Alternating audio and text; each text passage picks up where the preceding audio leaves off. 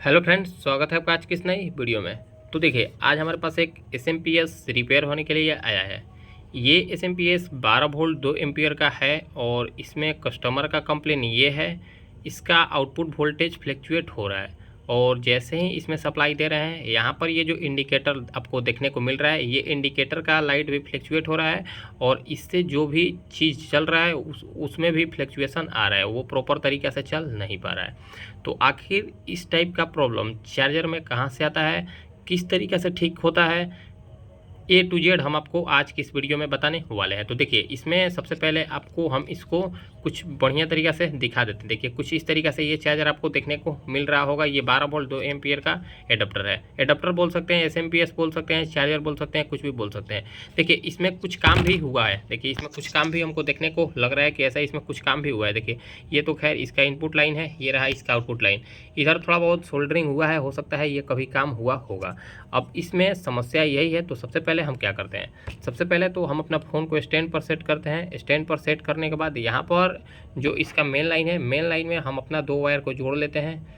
जोड़ने के बाद हम आपको एक बार इसका प्रॉब्लम से मिला देते हैं। प्रॉब्लम मिलाने के बाद हम इसको किस तरीक़े से ठीक करते हैं, ठीक करने का भी कोशिश करेंगे और अगर ठीक होता है तो हम आपको बढ़िया से समझा भी देंगे। तो चलिए, हम सबसे पहले इसमें 220 वोल्ट इन करते हैं। देखिए, 220 वोल्ट इन करने के लिए यहाँ पर दो आपको पिन देखने को मिलेगा। यहाँ से 220 वोल्ट इन होगा और यहाँ से हमारा 12 वोल्ट आउट होगा। तो सबसे पहले इसमें हम आपको प्रॉब्लम से मिला देते हैं, क्या इसमें प्रॉब्लम है। तो देखिए, प्रॉब्लम से मिलाने के लिए हम क्या करते हैं, सबसे पहले तो हम इसमें 2 वायर को जोड़ लेते हैं इनपुट सप्लाई के लिए, क्योंकि जब तक हम इसमें इनपुट सप्लाई नहीं देंगे तब तक हम आपको इसमें एक्चुअल प्रॉब्लम क्या है और कस्टमर का प्रॉब्लम क्या है उस चीज़ से हम आपको नहीं मिला पाएंगे। तो देखिए, हम इसमें वायर को जोड़ दिए, इसमें हम अपना वायर को जोड़ दिए हैं हम आपको दिखाने के लिए। अब देखिए, अब आप हमारा मल्टीमीटर पर भी ध्यान दीजिएगा। इस मल्टीमीटर में क्या हमको वोल्टेज देखने को मिल रहा है। तो देखिए, अब हम इसमें सबसे पहले हम इसमें सप्लाई देकर देखते हैं। देखिए, सबसे पहले हम इसमें सप्लाई दे दिए। अब सप्लाई देने के बाद देखिए, हम आपको एक चीज़ दिखाते हैं। देखिए, सप्लाई जैसे ही दे रहे हैं, यहाँ पर ये हमारा लाइट फ्लैक्चुएट कर रहा है। देखिए, आप इस तरीक़े से नीचे देखिएगा। देखिए, हम लाइट बंद कर रहे हैं। देखिए, ये हमारा लाइट फ्लैक्चुएट कर रहा है। देखिए, आप हमारे लाइट पर ध्यान दीजिएगा। हम अपना लाइट बंद कर दिए, ये हमारा लाइट फ्लैक्चुएट कर रहा है। देखिए, लाइट ज़्यादा रोशनी पड़ने पर यहाँ पर हमारा बढ़िया से नहीं दिख पा रहा है, लेकिन ये हमारा लाइट फ्लैक्चुएट कर रहा है। हम आपको दिखाने का प्रयास करते हैं। देखिए, ये लाइट हमारा फ्लैक्चुएट कर रहा है। अब देखिए, जब हमारा आउटपुट सप्लाई का लाइट फ्लैक्चुएट करेगा तो 110% हमारा आउटपुट सप्लाई भी कम ज़्यादा हो रहा होगा, तभी हमारा आउटपुट सप्लाई फ्लैक्चुएट कर रहा है। तो सीधा हम क्या करेंगे, सीधा हम इसका एक बार आउटपुट सप्लाई को चेक कर लेंगे, क्या यहाँ पर हमको सप्लाई देखने को मिल रहा है। देखिए, यहाँ पर जैसा कि हम आपको बताएं कि यहाँ पर हमारा आउटपुट सप्लाई भी वेरी हो रहा है। देखिए, आउटपुट सप्लाई भी हमारा फ्लैक्चुएट हो रहा है, क्योंकि आउटपुट सप्लाई के ही लाइन में वो हमारा इंडिकेटर लगाया जाता है 12 वोल्ट से एक 10K का रेजिस्टेंस को लगाकर। देखिए, यहाँ पर हमारा वोल्टेज फ्लैक्चुएट हो रहा है।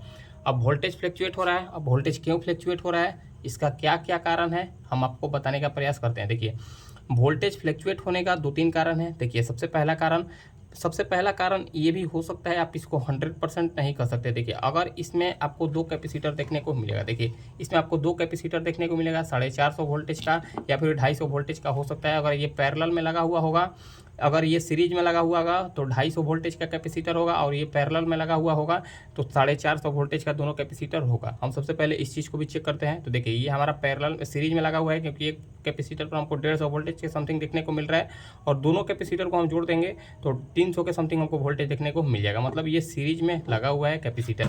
ये कैपेसिटर भी वीक हो जाने के कारण हमको आउटपुट सप्लाई में वोल्टेज फ्लैक्चुएशन देखने को मिल सकता है। दूसरा रीजन, अगर हमारा आउटपुट कैपेसिटर भी वीक हो जाए तब भी हमको ऐसा प्रॉब्लम देखने को मिल सकता है। तीसरा रीजन, अगर हमारा एसएमपीएस बढ़िया तरीक़ा से स्विचिंग ना हो, अगर ये हमारा एसएमपीएस ये जो हमारा एसएमपीएस को पल्स देता है, ये ड्राइवर आईसी अगर बढ़िया से स्विचिंग नहीं कराए ये हमारा मोस्फेट को, फिर भी हमारा आउटपुट वोल्टेज फ्लैक्चुएट होगा।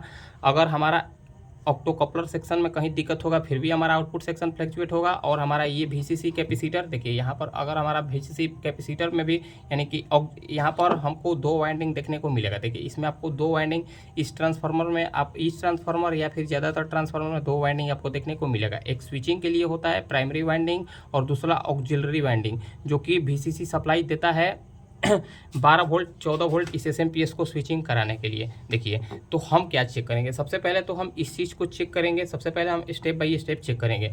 सबसे पहले हम ये चीज़ चेक कर लेंगे कि क्या ये हमारा यहाँ पर जो MOSFET हमारा लगा हुआ है, ये MOSFEट हमारा स्विचिंग हो रहा है या फिर नहीं। अगर हमारा MOSFEट स्विचिंग होगा तो देखिए इस 2 ट्रांसफार्मर पर, देखिए यहाँ पर हमारा 2 ट्रांसफार्मर का टर्मिनल, इस ट्रांसफार्मर देखिए यहाँ पर आपको 4 ट्रांसफार्मर में लूप देखने को मिलेगा।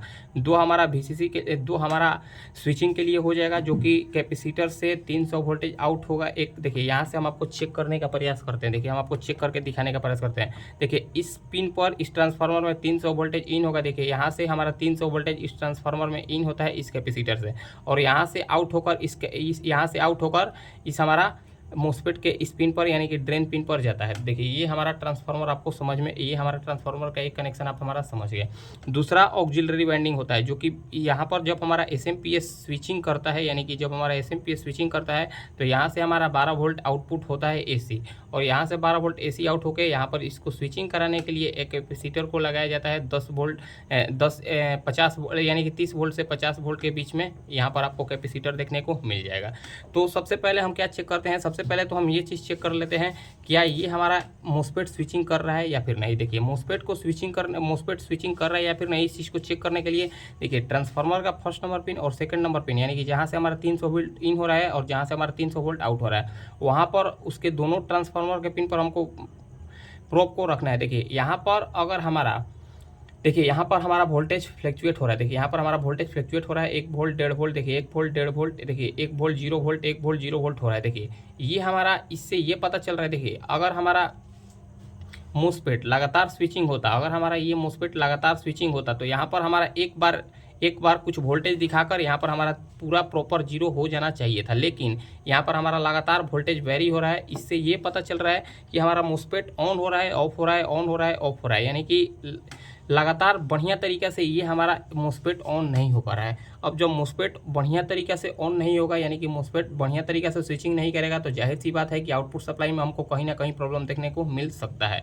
तो अब इसका रीज़न क्या है, अब इसका रीज़न ये भी एक और भी हो सकता है। यहाँ पर हमारा एक रीज़न ये जो ऑक्सिलरी वाइंडिंग है, सबसे पहले हम इसमें से सप्लाई को निकाल लेंगे।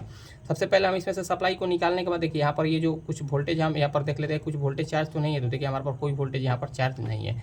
तो सबसे पहले हम ये चीज़ चेक कर लेते हैं। हम स्टेप बाय स्टेप हर चीज़ को चेक करने वाले हैं। देखिए यहाँ से यहाँ पर, तो यहाँ से यहाँ तक तो हमारा वोल्टेज आउट हो रहा था, मतलब ये हमारा वाइंडिंग सही होगा, ये हमारा वाइंडिंग प्रॉपर ओके बता रहा है। अब दूसरा यहाँ पर जैसा कि हम आपको बताएं, ऑक्सिलरी वाइंडिंग को भी हमको चेक कर लेना है, क्योंकि ऑक्सिलरी वाइंडिंग से भी अगर कोई भी ऑक्सिलरी वाइंडिंग भी अगर हमारा ओपन हो जाएगा तो बढ़िया से ये हमारा MOSFET स्विचिंग नहीं कर पाएगा। तो इसको भी हम एक बार चेक कर लेते हैं। तो देखिए 0.4 ओम का रीडिंग हमको देखने को मिल रहा है, जो कि ये भी वाइंडिंग हमारा प्रॉपर ओके बता रहा है। जब ये हमारा प्रॉपर वाइंडिंग बता रहा है तो देखिए यहाँ पर ये जो एक कैपेसिटर हम आपको जैसा कि बताएं, ये VCC कैपेसिटर होता है। इस VCC कैपेसिटर पर देखिए यहाँ पर 10 UF 50 वोल्ट का आपको एक कैपेसिटर देखने को मिलेगा। यहाँ पर हम एक बार VCC कैपेसिटर पर एक बार वोल्टेज को चेक कर लेते हैं, क्या यहाँ पर हमको VCC कैपेसिटर पर वोल्टेज देखने को मिल रहा है या फिर नहीं। अगर हमारा इस VCC कैपेसिटर पर वोल्टेज देखने को नहीं मिलेगा, अगर हमारा ये VCC कैपेसिटर पर वोल्टेज देखने को नहीं मिलेगा या फिर हमारा वोल्टेज फ्लक्चुएट होगा, तो हम समझ लेंगे कि इसमें कहीं ना कहीं प्रॉब्लम है। क्योंकि अगर यहाँ वोल्टेज हमारा स्टेबल होगा, तब यहाँ अगर हमारा आउटपुट वोल्टेज स्टेबल होगा तो यहाँ का भी VCC हमारा वोल्टेज स्टेबल हो जाएगा। तो देखिए यहाँ पर जैसा कि हम आपको बताएं, देखिए यहाँ पर भी हमारा वोल्टेज स्टेबल नहीं रह रहा है। देखिए यहाँ पर भी हमारा वोल्टेज स्टेबल नहीं रह रहा है, मतलब इससे ये पता चल रहा है कि इसके ऑक्सिलरी वाइंडिंग में हो सकता है कहीं दिक्कत हो। ऑक्सिलरी वाइंडिंग तो सही बता रहा है, हो सकता है इसके लाइन में या तो कोई रेजिस्टेंस ओपन हो, या तो कोई डायोड ओपन हो, या फिर ये हो सकता है खुद कैपेसिटर ओपन हो। इस चीज़ को हम एक बार चेक कर लेते हैं। अगर ये सेक्शन ऑक्सिलरी सेक्शन, यानी कि यहाँ पर ये जो VCC सेक्शन अगर हमारा सही होगा, देखिए अगर ये हमारा VCC सेक्शन सही होगा तो हम इसके आगे फीडबैक सेक्शन में काम करेंगे। तो देखिए इस फीडबैक सेक्शन में, जैसा कि हम फीडबैक सेक्शन बोल रहे हैं, जैसे यहाँ पर VCC सप्लाई के लिए जो कुछ कंपोनेंट को इस्तेमाल में लिया जाता है, इसमें कुछ खास कंपोनेंट नहीं होता है। देखिए इसका कैपेसिटर का माइनस पिन इस कैपेसिटर के, इस मेन कैपेसिटर के माइनस के साथ जुड़ता है, और इसका प्लस पिन, देखिए इसका प्लस पिन यहाँ से गया है। यहाँ से जाने के बाद यहाँ पर एक लो वैल्यू का रेजिस्टेंस लगाया गया है। लो वैल्यू का रेजिस्टेंस लगाने के बाद यहाँ पर एक आपको कैपेसिटर देखने को मिलेगा। ये कैपेसिटर का पिन इस ट्रांसफार्मर से जुड़ा हुआ है। तो हम क्या करते हैं, सबसे पहले तो हम एक बार इस डायोड को चेक कर लेते हैं। क्या यहाँ पर ये हमारा डायोड तो ख़राब नहीं हो गया है, क्योंकि अगर हमारा डायोड भी ख़राब हो जाएगा, एक बार हम इसको थोड़ा सा सोल्डरिंग करते हैं, क्योंकि जब तक हम इसको बढ़िया से सोल्डरिंग नहीं करेंगे तब तक ये बढ़िया से चेक नहीं हो पाएगा। तो हम इसको एक बार बढ़िया से सोल्डरिंग कर लेते हैं और एक बार हम इस रेजिस्टेंस का वैल्यू को भी चेक कर लेंगे। क्या ये हमारा रेजिस्टेंस तो कहीं नहीं ओपन हो गया है, क्योंकि रेजिस्टेंस भी अगर हमारा ओपन हो जाएगा तो उस केस में हमारा यहाँ पर VCC सप्लाई जो है फ्लैक्चुएट करने लगेगा। तो सबसे पहले हम ये डायोड को चेक कर लेते हैं, क्या यहाँ पर हमारा डायोड का कुछ रीडिंग हमको देखने को मिल रहा है या फिर नहीं। तो देखिए यहाँ पर हमको 400 के समथिंग रीडिंग देखने को मिलना चाहिए। देखिए 494 का रीडिंग हमको देखने को मिल रहा है, 500 के समथिंग। देखिए 500 के समथिंग यहाँ पर हमको रीडिंग देखने को मिल रहा है। ये रहा वो डायोड, देखिए ये रहा वो डायोड जो कि ग्लू से चिपकाया गया है, ग्लू से चिपकाया गया है, ये रहा वो डायोड। तो फिलहाल ये हमारा डायोड प्रॉपर ओके बता रहा है। देखिए फिलहाल मीटर को हम एक बार कंटिन्यूटी रेंज पर रखते हैं। यहाँ पर हम इस रेजिस्टेंस को चेक कर लेते हैं, क्या यहाँ पर हमको रेजिस्टेंस ओपन बता रहा है या फिर नहीं। तो देखिए ये हमारा रेजिस्टेंस प्रॉपर ओके बता रहा है। देखिए यहाँ पर 5.3 ओम का हमको रेजिस्टेंस यहाँ पर देखने को मिल रहा है। ये प्रॉपर ओके रेजिस्टेंस है। और यहाँ से यहाँ पर ये डायोड इस टर्मिनल से जुड़ा हुआ है, ये डायोड इस टर्मिनल से जुड़ा हुआ है। तो यहाँ तक तो सही है। देखिए ये हमारा डायोड सही है, रेजिस्टेंस सही है, ये हमारा ऑक्सिलरी वाइंडिंग भी सही है। तो इतना तक तो सही है। तो हमको क्या डाउट जाता है, हमको इस कैपेसिटर पर एक बार डाउट जा रहा है। देखिए हमको इस कैपेसिटर पर एक बार डाउट जा रहा है 10 UF 50 वोल्ट। हम इस कैपेसिटर को चेंज करके देखते हैं। ये कैपेसिटर भी अगर हमारा वीक हो जाए, ओपन हो जाए, तो उस केस में भी हमको यहाँ पर आउटपुट सप्लाई प्रॉपर देखने को नहीं मिलेगा, क्योंकि यहाँ पर हमारा ये जो आउटपुट सप्लाई है, आउटपुट सप्लाई हमको फ्लैक्चुएट देखने को मिल रहा है। तो देखिए हम इस कैपेसिटर को एक बार बाहर निकाल लिए। कैपेसिटर बाहर निकालने के बाद इसमें हम एक दूसरा अपने पास से रेजिस्टेंस को, कैपेसिटर को निकालते हैं, रेजिस्टेंस बोल रहे थे। तो देखिए हम अपने पास से एक स्क्रैप मदरबोर्ड से इसमें एक कैपेसिटर को निकाल दिए। देखिए 10 UF 50 वोल्ट का सेम वैल्यू का कैपेसिटर है, और इसमें से यही वैल्यू का कैपेसिटर पहले भी लगा हुआ था। देखिए 10 UF 50 वोल्ट का इसमें पहले से भी कैपेसिटर लगा हुआ था, जो कि यहाँ पर हम इसको रख दिए, और यहाँ पर इस कैपेसिटर को हम इसमें इस्तेमाल में लेने वाले हैं। तो देखिए इस कैपेसिटर को सेम डायरेक्शन में लगाना है, प्लस को प्लस के साथ और माइनस को माइनस के साथ रखना है। उसके बाद हम इसको बढ़िया से एक बार सोल्डरिंग कर देते हैं, क्योंकि हो सकता है इसके कारण भी ऐसा प्रॉब्लम आ सकता है। ज़रूरी नहीं है कि इससे ही प्रॉब्लम होगा, लेकिन हम सबके आधार पर इसको एक बार चेंज करके देख लेते हैं, क्योंकि इसको चेंज करना तो कोई बड़ी चीज़ नहीं है और ये काफ़ी सस्ता चीज़ है, उतना कोई कॉस्टली चीज़ है नहीं कि इसको चेंज करने में कोई हमको दिक्कत देखने को मिले। तो देखिए इसमें हम इस कैपेसिटर को चेंज कर दिया। कैपेसिटर चेंज करने के बाद एक बार हम इसमें सप्लाई को लगा देते हैं। सप्लाई लगाने के बाद देखिए हम इसमें सप्लाई को लगा देते हैं, एक बार देख लेते हैं। सप्लाई लगाने के बाद एक बार हम इसका फिर से VCC सप्लाई को चेक कर लेते हैं, क्या ये हमारा VCC सप्लाई स्टेबल हुआ या फिर नहीं। अगर हमारा VCC सप्लाई स्टेबल हो जाएगा तो आउटपुट सप्लाई भी हमारा स्टेबल हो जाएगा। तो देखिए हम आपको जैसा कि दिखा रहे हैं, देखिए यहाँ पर अब हमारा VCC सप्लाई प्रॉपर स्टेबल हो गया। देखिए यहाँ पर 11.77, देखिए 11.76 वोल्टेज प्रॉपर स्टेबल हो गया, 11.76 वोल्टेज प्रॉपर स्टेबल हो गया। अब इससे ये पता चल रहा है कि अब हमारा आउटपुट सप्लाई भी स्टेबल हो जाएगा, क्योंकि अगर हमारा यहाँ पर VCC सप्लाई, देखिए अगर हमारा VCC सप्लाई स्टेबल हो जाएगा तो 110% हमारा आउटपुट सप्लाई भी स्टेबल हो जाएगा। देखिए यहाँ पर 11.75 वोल्टेज हमको देखने को मिल गया। अब देखिए यहाँ पर हमारा आउटपुट सप्लाई भी एकदम प्रॉपर स्टेबल हो गया होगा। देखिए अब हमको उस time 10 voltage, 10.5 voltage, 11 voltage output supply देखने को मिल रहा था, लेकिन अब हमको 11.12 वोल्टेज के समथिंग आउटपुट देखने को मिल गया। देखिए 11.12 वोल्टेज के समथिंग आउटपुट हमको सप्लाई देखने को मिल गया। मतलब कि ये हमारा SMPS प्रॉपर ओके हो गया, ये हमारा SMPS प्रॉपर ओके हो गया।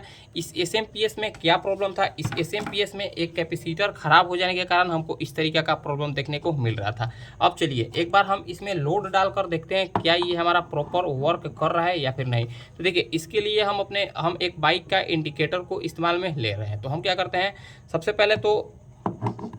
पहले हम इसमें ऐसे ही एक बार सप्लाई से देखिए हम इसको एक बार ऐसे ही चेक करने का प्रयास करते हैं, क्या ये ऑन हो रहा है या फिर नहीं। तो देखिए जैसे ही हम इसको ऑन किए, देखिए जैसे ही हम इस पर लोड दिए, देखिए जैसे हम इस पर लोड दिए अब ये हमारा प्रॉपर लोड उठा रहा है। ठीक है, जैसे हम इस पर लोड दे रहे हैं तो ये अब हमारा प्रॉपर लोड उठा रहा है। अब इसमें कोई भी हमको सब प्रॉब्लम देखने को नहीं मिल रहा है। उस टाइम क्या हो रहा था, उस टाइम हमारा देखिए फिर से हम आपको लोड देकर दिखाने का प्रयास करते हैं। थोड़ा सा हम आपको बढ़िया से नहीं दिखा पा रहे हैं। देखिए अब उस टाइम क्या हो रहा था, उस टाइम हमारा वोल्टेज फ्लक्चुएट हो रहा था, कम ज़्यादा कम ज़्यादा कम ज़्यादा हो रहा था। लेकिन अब हमारा वोल्टेज प्रॉपर स्टेबल हो गया। खराब हो जाने के कारण इस टाइप का प्रॉब्लम हमको देखने को मिल रहा था। मतलब ये मॉस्फेट को बढ़िया तरीक़ा से स्विचिंग नहीं करा रहा था। मॉस्फेट को बढ़िया तरीक़ा से स्विचिंग न कराने के कारण ऐसा हमको प्रॉब्लम देखने को मिल गया है। तो देखिए फ्रेंड्स, अगर आपको हमारा ये जानकारी अच्छा लगा हो, फ्रेंड्स वीडियो को लाइक करें, कमेंट करें और हमारे चैनल को सब्सक्राइब जरूर करें। मिलते हैं किसी नेक्स्ट वीडियो में। आज के लिए इतना ही, धन्यवाद।